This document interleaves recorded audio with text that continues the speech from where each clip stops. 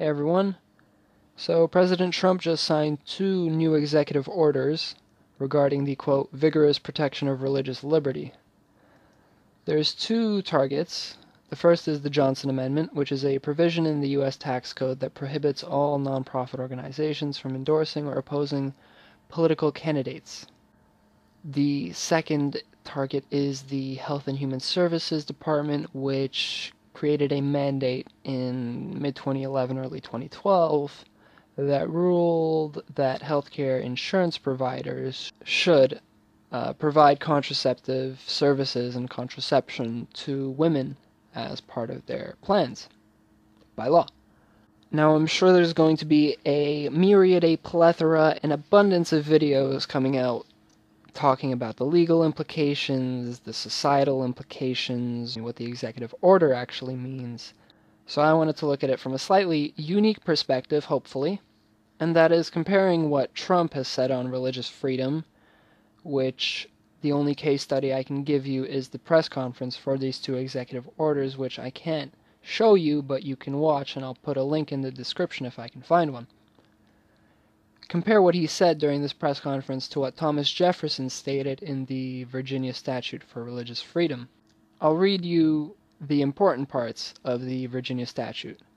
First paragraph begins, quote, "Whereas Almighty God hath created the mind free, that all attempts to influence it by temporal punishment or burdens or by civil incapacitations tend only to beget habits of hypocrisy and meanness, and are a departure from the plan of the holy author of our religion, who being Lord both of body and mind, yet chose not to propagate it by coercions on either, as was his almighty power to do." This essentially enshrines freedom of thought in the Declaration of Independence.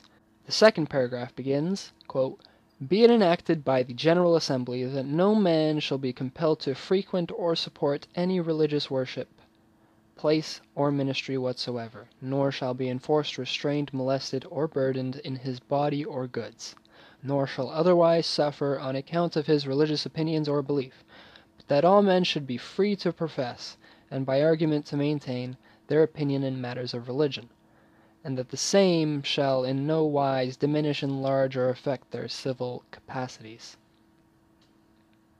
Third paragraph begins, quote, "And though we will know that this assembly, elected by the people for the ordinary purposes of legislation only, have no power to restrain the act of succeeding assemblies constituted with powers equal to our own, and that therefore to declare this act to be irrevocable would be of no effect in law, yet we are free to declare, and do declare, that the rights hereby asserted are of the natural rights of mankind, and that if any act shall be hereafter passed to repeal the present or to narrow its operation, such as would be an infringement of natural right." I'm curious what you guys think. I want you to compare Trump's press conference regarding a, quote, vigorous protection of religious freedom to what I consider a much more vigorous protection of religious freedom enshrined in the Virginia statutes. I'll leave some links in the description for further reading. If you enjoyed this video, leave a like, comment, let me know what you want to see next, and subscribe for more. Follow me on Minds and Twitter at morphingreality without a space. Until next time, thanks again.